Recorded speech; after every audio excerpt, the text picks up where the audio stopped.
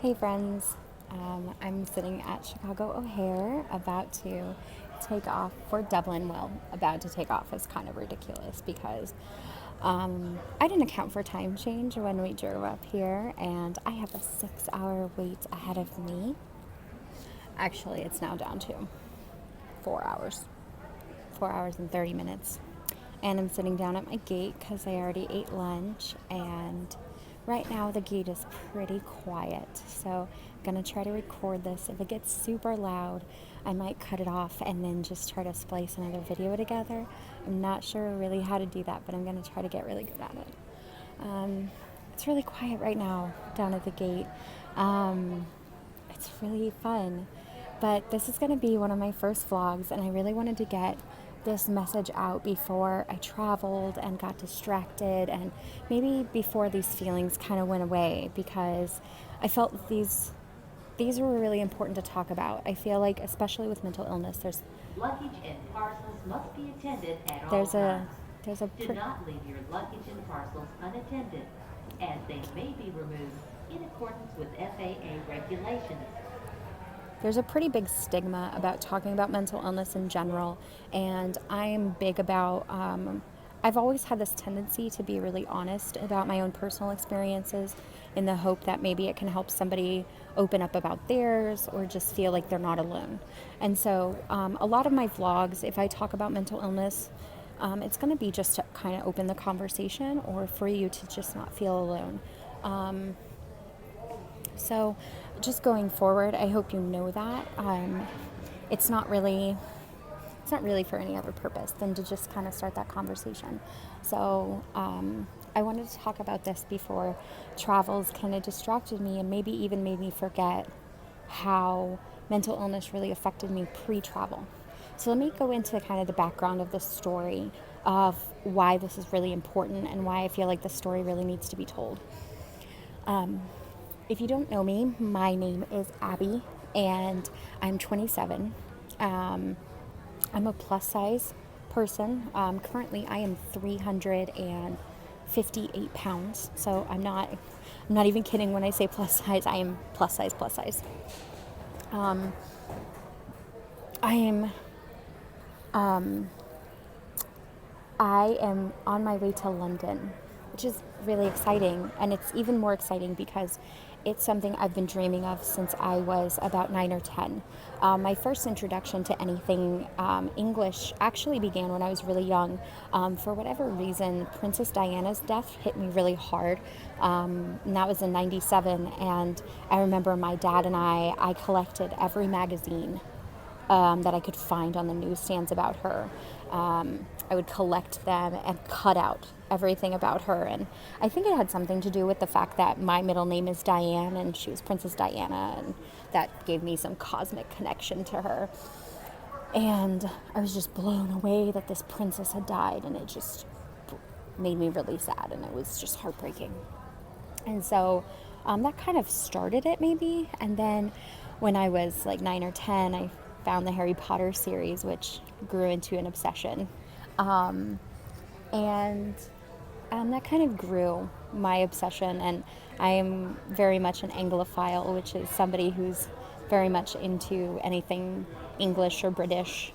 I would happily move there any day. I love everything to do with it.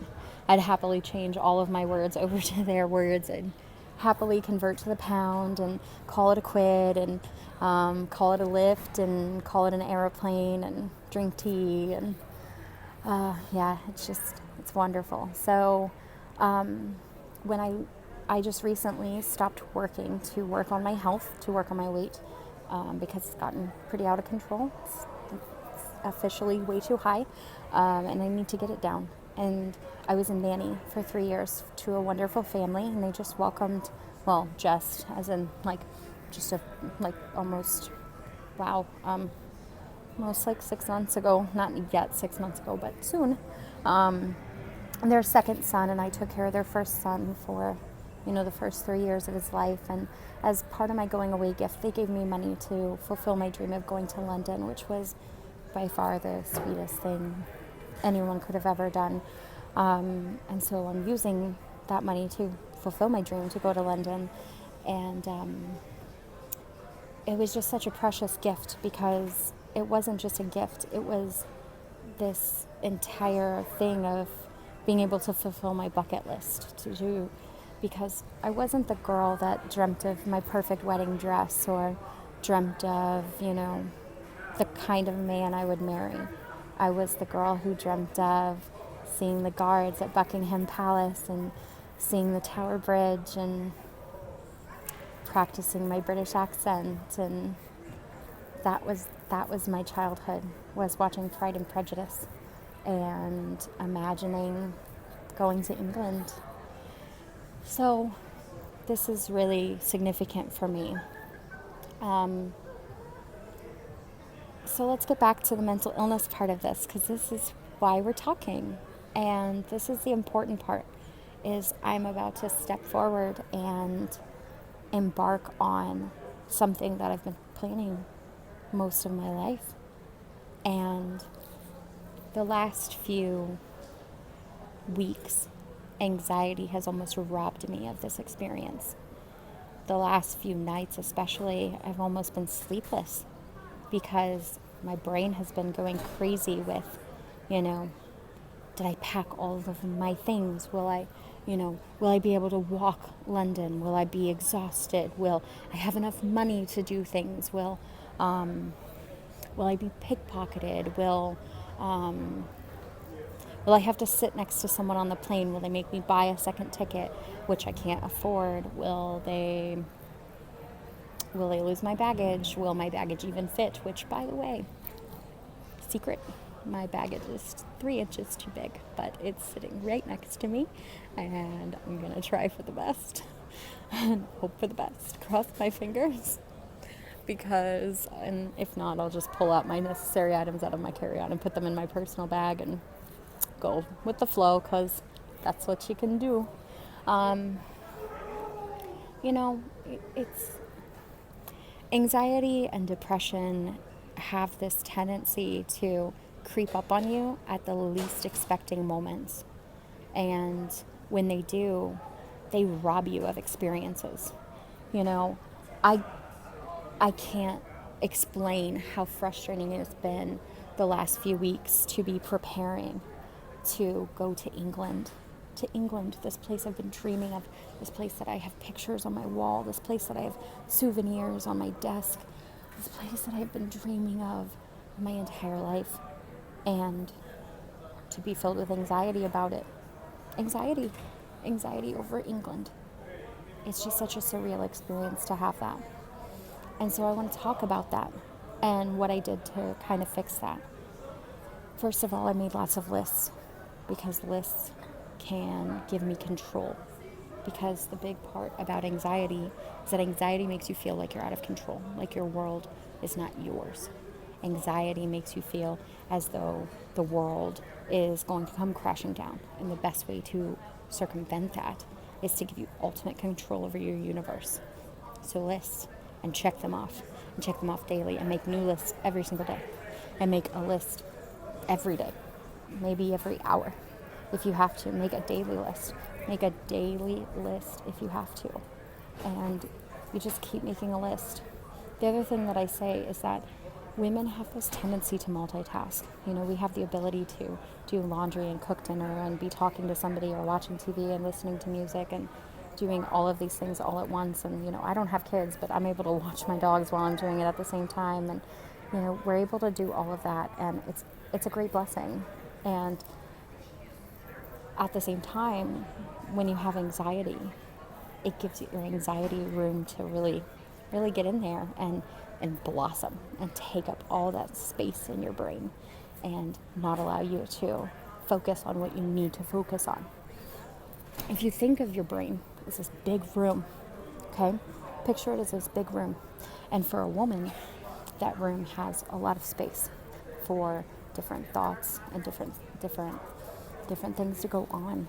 And when all of those things are going on, what if anxiety comes into the room and it just takes up all the space? It just plumps itself up and it says, no, I'm going to make you ignore everything else. I need to be in this room right now, and I'm going to be the only thing. And that's when anxiety or depression can get debilitating. That's horrible. I know those days. Those days are horrific. Those days mean disaster. They mean nothing gets done, and they kill you. They crush you. They make you feel worthless. So I get those days. Those days are the days I just want to stay in bed and watch Disney movies. I am a Disney princess, man. I get it. I get it. So this is what I do. One, I give myself a lot of time and space. And oh my God, my hair. Man, I just noticed all the flyaways. Good thing I'm flying. I give myself a lot of grace and a lot of space on those days.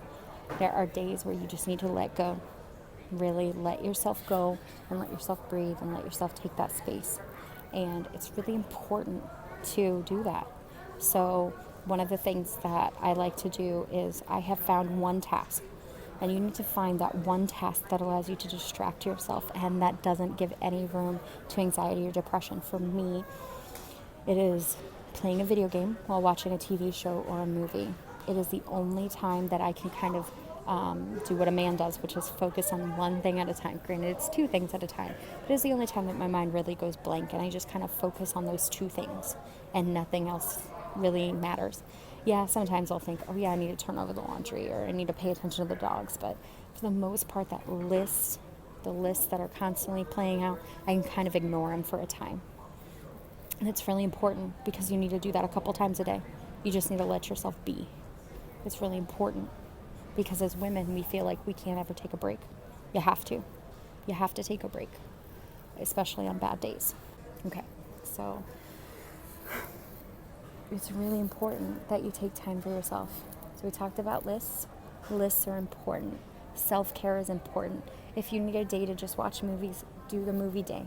If you need a day where you don't pay attention to the calories, you don't pay attention to the diet, you don't pay attention to all of that stuff, do it.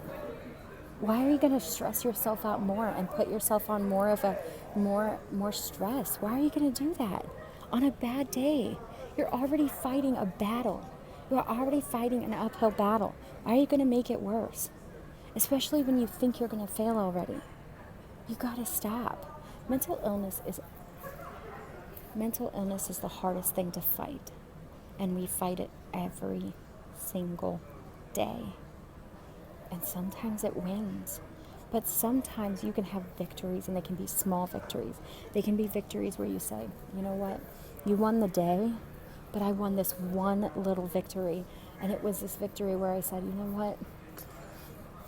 I just gave into this one thing and it made me feel okay. Maybe I had a chocolate bar. Maybe it made you feel good. You know, chocolate releases some really good hormones. Give into that chocolate sometimes. Okay. So I'm preparing for this trip. And all of a sudden, all these anxious thoughts are just thrown at me. And the worst of the anxious thoughts is that I'm going to come home and my amazing husband is just not going to be there. He's just not. Because my worst fear is that my husband is going to leave me. That he's just not going to be there. I'm going to come home to my house. And granted, he's the one who has to pick me up from the airport. That I'm going to come home and all of my husband's stuff is going to be gone. And I'm going to be alone. It is the worst feeling. And I am laying there in bed crying, holding him. And he's telling me, I am not leaving you, Abby. I am going to be here. My stuff is going to be here. I'm going to send you pictures every day. I'm not leaving you. And I can't believe him because anxiety robs you of your ability to be okay. And so what I want to share with you is hope. Is that I'm sitting at the airport right now and a lot of those anxieties are going away. The airline did not make me purchase a second ticket. My carry-on is sitting next to me and so far so good. You know, things will be okay. If I get to London and I'm homesick for days, and I added those days into my itinerary. The first 3 days of my trip, I don't have anything planned besides getting acclimated to my environment. You know, I don't have anything planned. All of my big plans are occurring like at the last few days of my trip. And that's a good thing. This will give me a few days to get used to everything and jet lag. Like, really, really jet lag. So you know what? This is good. I'm going to be okay. And right now, Anxiety doesn't have all the control. But I don't want to also present this as false hope. I don't want to just leave on this cherry note and just be like, oh, look, anxiety, depression, they have no power anymore. It's not like that. It's not. It doesn't always work this way. And so I want to encourage those out there who aren't feeling it, who aren't having a good day, who aren't having a good week or good month, and life just got. So don't let anxiety and depression make you feel alone, and try like hell, fight like hell to not let it rob you of precious, life-changing, amazing moments that will define your life. Have an amazing, wonderful day, and hopefully I will see you guys in London. Bye.